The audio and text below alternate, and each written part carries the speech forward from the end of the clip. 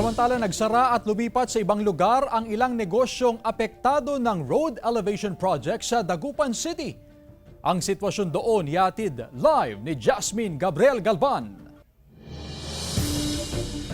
Jasmine?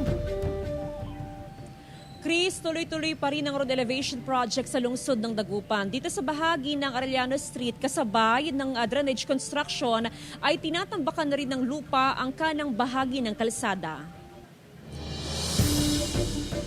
Apektado na raw ang ilang maliliit na negosyanteng nakapwesto sa bahagi ng Arellano Street sa nagpapatuloy na road and drainage elevation project sa Dagupan City. Dahil sa mataas na drainage, nahihirapan daw na umakyat at bumaba ang ilang customer. May pagkakataon pa raw na may mga customer na nauuntog sa kisame ng establisimento. Ilang pwesto na rin daw ang nagsara at lumipat sa ibang lugar dahil sa epekto ng pagkakaroon ng mas mataas na kalsada.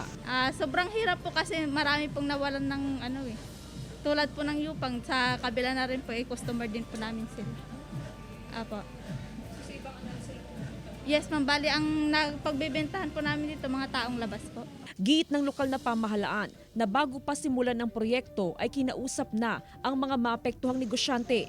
Dumaan din daw sa masusing pag-aaral, kalakipang factual data mula sa DPWH at mga miyembro ng flood mitigation team. Naunawaan daw ng alkalde ng syudad ang hinaing ng ilang negosyante. Nakatakda raw na tumulong ang LGU sa mga apektadong maliliit na negosyante. Ako naman, as the mayor, yung budget natin and of course the budget of the DPWH is going to help them elevate also their store.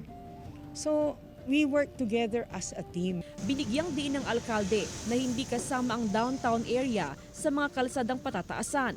Tanging ang Arellano Street, AB Fernandez East at bahagi ng AB Fernandez West lang ang nakaplanong isailalim sa road and drainage elevation.